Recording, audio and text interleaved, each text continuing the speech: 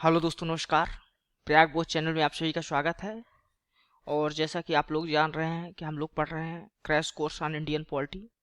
तो हम लोग सबसे पहले ऐतिहासिक विकास क्रम को समझने की कोशिश कर रहे हैं, हिस्टोरिकल बैकग्राउंड जो हमारे इंडियन कॉन्स्टिट्यूशंस का है उसको। तो हमने अभी तक जो है तो पढ़ा है 1773 से लेके 1909 तक के अधिनियम को। तो जितने भी चार्टर एक्ट आए हों, चाहे अधिनियम आए हों, भारत शासन अधिनियम, उनको हमने पढ़ लिया है।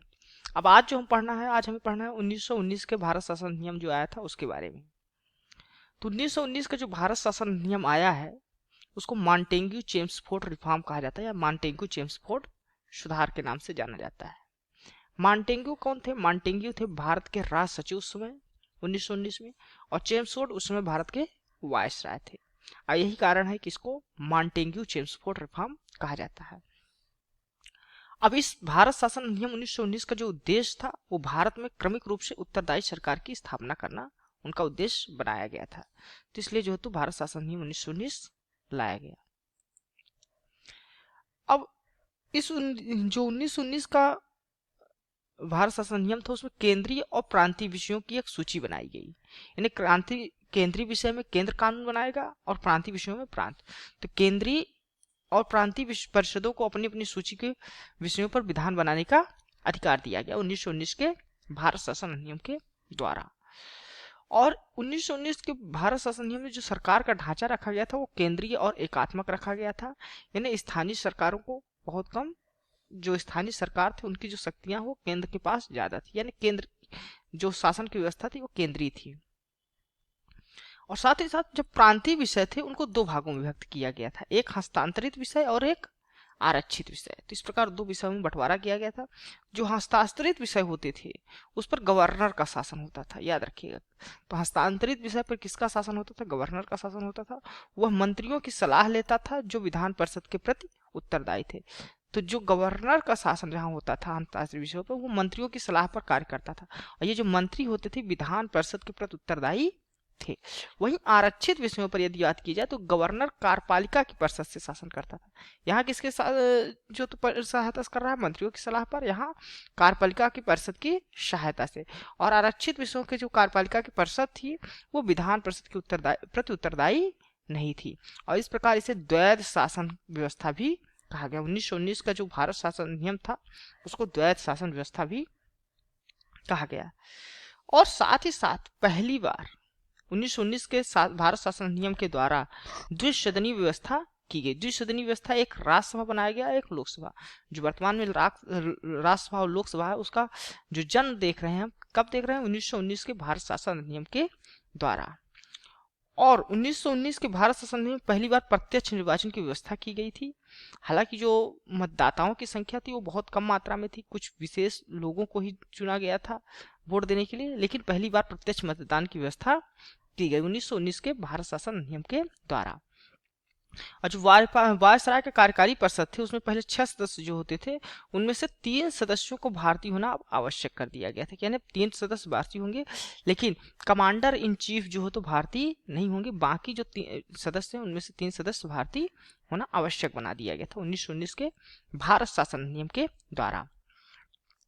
और साथ ही साथ सांप्रदायिक आधार पर सिखों, भारतीय ईसाइयों, आंग्ल भारतीयों, यूरोपियों के लिए पृथक निर्वाचन का भी सिद्धांत रखा गया। 1909 के अधिनियम में हमने क्या देखा था? 1909 के अधिनियम में देखा था कि पृथक निर्वाचन की प्रणाली की गई मुस्लिमों के लिए, ठीक ना, मुस्लिम्स के लिए। लेकिन 1919 के भारत शासन अधिनियम में सिखों को भी दिया गया, भारतीय ईसाइयों को दिया गया, आंग्ल भारतीयों को दिया और यूरोपियों के लिए भी पृथक निर्वाचन की व्यवस्था की गई। यानी जो सांप्रदायिकता का आधार पर निर्वाचन की प्रक्रिया थी उसका विस्तार किया गया। इस कानून ने संपत्ति, कर और शिक्षा के आधार पर सीमित संख्या में लोगों को मताधिकार प्रदान किया था। किन किन आधारों पर मताधिकार का अधिकार दिया गया था? यह ध्यान रखिएगा, संपत्ति पर, कर और शिक्षा, इन 3 आधारों पर जो है तो कुछ सीमित लोग, बहुत कम संख्या में ही जो लोगों को मताधिकार दिया गया। लंदन में भारत के उच्चायुक्त के कार्यालय का सृजन किया। यानी भारत का एक उच्चायुक्त कार्यालय बनाया गया। वो कहाँ बनाया गया था? लंदन में बनाया गया था। किस एक्ट के तहत बनाया गया था? भारत शासन अधिनियम 1919 के तहत, याद रखिएगा। साथ ही साथ भारत शासन अधिनियम 1919 में भारत की जो सचिव थी की कुछ शक्तियां थी वो उच्चायुक्त को स्थानांतरित की गई। उच्चायुक्त बनाया गया लंदन में और उसको कुछ शक्तियां जो भारत के सचिव की थी उसको दे दी गई। और पहली बार 1926 में सिविल सेवकों की भर्ती के लिए केंद्रीय लोक सेवा आयोग का गठन किया गया। यानी कहीं भी अगर एग्जाम में पूछता है केंद्रीय लोक सेवा आयोग का गठन कब किया गया था, तो 1926 में किया गया था। किस एक्ट के तहत किया गया था? 1919 के भारत शासन अधिनियम के द्वारा। और पहली बार केंद्रीय बजट को राज्य बजट से अलग किया गया। 1919 के भारत शासन अधिनियम में केंद्रीय बजट को क्या किया गया? राज्य बजट से अलग कर दिया गया। और राज्य विधानसभाओं को अपना बजट स्वयं बनाने के लिए अधिकृत किया गया। 1919 के भारत शासन अधिनियम के द्वारा राज्य की जो विधान सभाएं होती थी वो अपना बजट अब स्वयं बना सकती थी। और इसके साथ ही साथ राज्य विधानसभाओं को अपने क्षेत्रों में कर एकत्र करने की भी छूट दी गई। 1919 के भारत शासन अधिनियम के द्वारा उनको अपना कर एकत्र करने की छूट दी गई। और एक वैधानिक आयोग का गठन किया गया जिसका कार्य क्या था? 10 वर्ष बाद जांच करने के बाद अपनी रिपोर्ट प्रस्तुत करना, जो आगे चल के साइमन कमीशन बनता है। तो एक वैधानिक आयोग, यह वैधानिक आयोग क्या करता है? 10 वर्ष बाद अपनी रिपोर्ट प्रस्तुत करता है कि जो भारत शासन अधिनियम की क्या कमियां हैं, उसमें क्या सुधार किया जाए, इस प्रकार का आगे का जो अधिनियम आएगा उसके लिए क्या सुझाव होंगे, उसके लिए बनाया गया था। ठीक, अब केंद्रीय विधान परिषद के संबंध में गवर्नर जनरल की जो शक्ति है उसको जान लेते हैं। तो केंद्रीय जो गवर्नर जनरल था उसको कुछ मामलों में संबंधित विधेयकों को पेश करने के पूर्व मंजूरी आवश्यक होती थी। यानी कोई भी विधेयक है, कुछ मामले ऐसे थे तो जिनमें अगर विधेयक को पेश किया जाना है तो उसको पहले गवर्नर जनरल की मंजूरी आवश्यक होती थी। भारतीय विधानमंडल द्वारा पारित किसी भी विधेयक को ब्रिटिश ताज के पास विचार करने के लिए वीटो या आरक्षित करने की शक्ति भी थी। ठीक, तो कोई भी जो गवर्नर था, अगर भारतीय मंडल द्वारा कोई विधेयक पास हो जाता है तो अभी उसको लागू करने से पहले उसको वीटो मिला था या आरक्षित करने की शक्ति गवर्नर जनरल को पास थी। वो आरक्षित कर सकता, किसके लिए आरक्षित कर सकता था? ब्रिटिश ताज के लिए। यानी गवर्नर जनरल ब्रिटिश ताज के लिए आरक्षित कर सकता था। जब वहां से मंजूरी मिल जाएगी तभी वह जो तो विधेयक माना जाएगा। ठीक, उसके पास विधायिका द्वारा पारित किए जाने से इनकार किए गए किसी भी विधेयक या किसी अनुदान को प्रमाणित करने की विपरीत शक्ति थी। इस मामले में वह इसका वही प्रभाव होगा जैसा कि विधानमंडल द्वारा पारित या बनाया गया था। यानी कि कहने का मतलब यह है कि जो गवर्नर जनरल था, यदि उस कोई विधायिका है उसने कोई भी विषय पर कानून बनाने से इनकार कर दिया, कोई विधेयक पारित करने से मना कर दिया, तो गवर्नर जनरल के पास इतनी शक्ति होती थी कि वह उस विषय को प्रमाणित करके उसको लागू कर सके। और वह उतना ही, यह जो विधेयक था गवर्नर जनरल के द्वारा जो बनाया जाता था उसका प्रभाव उतना ही रहेगा चाहे वो विधायिका के द्वारा जो बनाया जाता था उसके बराबर। यानी कि काफी ज्यादा गवर्नर जनरल को विधायिका संबंधी भी शक्तियां दी गई थी। इसके अलावा गवर्नर जनरल था वह आपात स्थिति में अस्थायी अवधि के लिए अध्यादेश बना सकता था। यहाँ ध्यान देखिए, अस्थायी अवधि, पहले क्या था 6 माह की अवधि के लिए बना सकता था, लेकिन यहाँ अस्थायी अवधि के लिए जब तक चाहे उतने दिन के लिए अध्यादेश बना सकता था। ये गवर्नर जनरल की कुछ प्रमुख शक्तियां दी गई 1919 के भारत शासन अधिनियम के द्वारा। इसके अलावा जो 10 साल बाद साइमन कमीशन का गठन होना था वह 2 साल पहले ही, मतलब 8 साल में ही हो गया। 1927 में साइमन कमीशन का गठन किया गया। इसमें 7 सदस्य थे और सर जॉन साइमर जो है तो इसके जो है तो अध्यक्ष थे, इसलिए इसका साइमन कमीशन नाम दिया गया। ठीक, इसने 1930 में अपनी रिपोर्ट प्रस्तुत की और इसके बाद इस रिपोर्ट पर चर्चा करने के लिए 3 गोलमेज सम्मेलनों का आयोजन किया गया जिसकी सिफारिशों के आधार पर भारत शासन अधिनियम 1935 बनाया गया। 3 गोलमेज सम्मेलन से जो निष्कर्ष निकले थे उसी के आधार पे 1935 का भारत शासन अधिनियम को बनाने की कोशिश की गई थी। ठीक, हालांकि सारे रिपोर्ट्स में जो रिपोर्ट्स दी गई थी उनके सभी सिफारिशों को नहीं माना गया था भारत शासन अधिनियम को, लेकिन उसको आधार बनाया गया साइमन कमीशन को। और साथ ही साथ संवैधानिक सुधारों के लिए एक श्वेत पत्र भी जारी किया गया था साइमन कमीशन के रिपोर्ट के आधार पर। ठीक, एक और जो महत्वपूर्ण घटना घटित वो सांप्रदायिक अवार्ड दिया गया था जो 3 गोलमेज सम्मेलन थे उसके बाद। अगस्त 1932 में ब्रिटिश प्रधानमंत्री रामजी मलाड ने अल्पसंख्यकों के प्रतिनिधित्व के लिए एक सांप्रदायिक अवार्ड घोषित किया जिसके द्वारा जो तो एक विशेष वर्ग जो अगर व्यक्ति हैं उस विशेष वर्ग के ही व्यक्ति उनको वोट दे सकते थे। दलितों के लिए अलग से निर्वाचन व्यवस्था की भी प्रणाली की गई। जैसे हिंदू में भी बांट दिया गया दलितों के लिए, दलित के लिए अलग से निर्वाचन व्यवस्था की गई। इसमें भी दलित को ही वोट कर सकते थे। इस प्रकार सांप्रदायिक अवार्ड तो कब पास हुआ था सांप्रदायिक अवार्ड, याद रखिएगा, एग्जाम में पूछा जाता है 1932 में। किसने क्या किया था? रैमजे मैकडोनाल्ड ने किया था।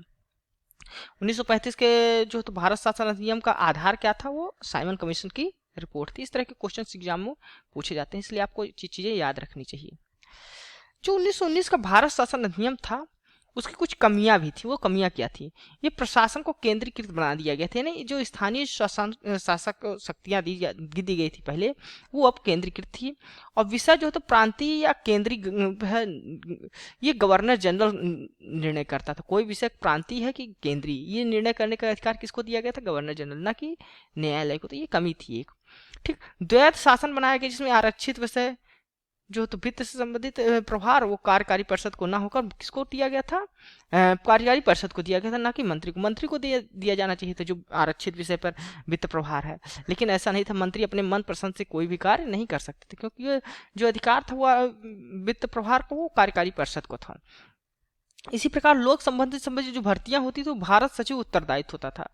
ठीक ना। और भारत जो भर्तियां लोक संबंधी कर किए थे वो भारत सचिव के उत्तरदायित्व था। ठीक, उत्तरदायित्व था वो भारत और वो लोग भर्ती करने वाले लोग भारत जिनकी भर्तियां की जाती थी, जो लोग भर्ती होते थे वो भारत सचिव के प्रति उत्तरदायी होते थे, ना कि लोगों के प्रति। उनके लोगों के प्रति कोई उत्तरदायित्व नहीं होता, क्योंकि जो नियुक्तियां होती थी वो भारत सचिव करता था। अब भारत सचिव जब करेगा तो जो जिनकी नियुक्तियां होंगी वो किसके प्रति? स्वाभाविक है वो भारत सचिव के प्रति जवाबदेह होंगे, वो लोगों के लिए कार्य नहीं करेंगे। साथ ही साथ मंत्रिपरिषद जो होती थी वो प्रांतीय विधान परिषद के प्रति कोई सामूहिक उत्तरदायित्व नहीं था। ठीक, तो सामूहिक उत्तरदायित्व भी नहीं था। और गवर्नर जनरल कोई भी सलाह मानने को बाध्य नहीं था, वह अपने अनुसार कार्य कर सकता था। यानी जो उसकी समिति थी, कार्यकारी परिषद थी, उसका न मंत्रिपरिषद की सलाह मानने को बाध्य था, न तो ही जो उसकी एक कार्यकारी परिषद थी उसकी ही सलाह मानने को बाध्य नहीं बनाया गया था, यानी गवर्नर जनरल को। तो ये 1919 की कुछ कमियां थी। अब कुछ प्रश्न कर लेते हैं, जो जितने भी अभी तक हम लोगों ने कुछ एक्ट्स पढ़े हैं उससे संबंधित कुछ प्रश्न यहाँ विकल्पी रखे गए हैं। तो पहला क्वेश्चन हम लोग पढ़ते हैं, किस अधिनियम के द्वारा पहली बार केंद्रीय बजट को राज्य बजट से अलग कर दिया गया था? तो हमने 1919 के भारत शासन अधिनियम में पढ़ा कि केंद्रीय बजट को राज्य बजट से अलग कर दिया गया था। सिविल सेवकों के भर्ती के लिए केंद्रीय लोक सेवा आयोग का गठन किस वर्ष किया गया? इसी स्लाइड में हमने पढ़ा है, इसी लेक्चर में 1926 में केंद्रीय लोक सेवा आयोग का गठन किया गया है। ठीक, और सांप्रदायिक अवार्ड की जो घोषणा थी वो किस वर्ष दलितों के लिए अलग निर्वाचन व्यवस्था की घोषणा की गई थी? सांप्रदायिक अवार्ड की घोषणा रैमजे मैकडोनाल्ड ने किया था, 1932 में किया था, ये हमने आपको बताया ही था भी। साइमन कमीशन ने अपनी रिपोर्ट कब प्रस्तुत की? तो ये हम देखे थे 1930 में। साइमन कमीशन कब बना था? 1927 में गठित किया गया था साइमन कमीशन का, लेकिन जो रिपोर्ट दिया था वो 1930 में उसने दिया था। अगला क्वेश्चन क्या है? भारत शासन अधिनियम 1919 के द्वारा मताधिकार किस आधार पर प्रदान किया गया? जो मताधिकार दिया गया था कुछ लोगों को, वो कौन कौन से आधार थे? 3 आधार बताए थे हम लोग, इनमें से 4 आधारों में कौन कौन थे? वो थे संपत्ति, कर और शिक्षा। नौकरी उसका एक आधार नहीं था। तो इसका जो करेक्ट आंसर होगा सी नंबर होगा 1, 2 एंड 3 केवल। ठीक, अगला क्वेश्चन क्या है? किस अधिनियम के द्वारा द्विसदनात्मक शासन व्यवस्था की शुरुआत की गई? तो आपको बताना है द्विसदनात्मक जो शासन व्यवस्था की शुरुआत की गई थी वो किस अधिनियम के द्वारा की गई थी? 1919 के अधिनियम के द्वारा, 1861, 1892 या 1909 के द्वारा? तो हमने 1919 के अधिनियम में ही पढ़ा है कि द्विसदनात्मक व्यवस्था की गई, लोकसभा और राज्यसभा। ठीक, राज्यसभा, ये 2 सदन की व्यवस्था की गई थी 1919 के भारत शासन अधिनियम के द्वारा। तो ये था हमारा 1919 का भारत शासन अधिनियम। यदि आपको हमारा यह वीडियो अच्छा लगा है तो आप हमारे इस वीडियो को लाइक कर दें, हमारे इस चैनल को सब्सक्राइब कर लें और दोस्तों में भी शेयर करें। बेल आइकन को जरूर दबा दीजिएगा, क्योंकि जो बेल आइकन दबाएंगे तो उससे आपको जो हमारा अगला लेक्चर अपलोड होगा वो आपको मिल जाएगा। मैं कोशिश करूंगा कि कंप्लीट कोर्स आपका इंडियन पॉलिटी का इस चैनल पे पढ़ाऊं, तो आप लोग जरूर सब्सक्राइब करिए इस चैनल को। धन्यवाद, थैंक यू।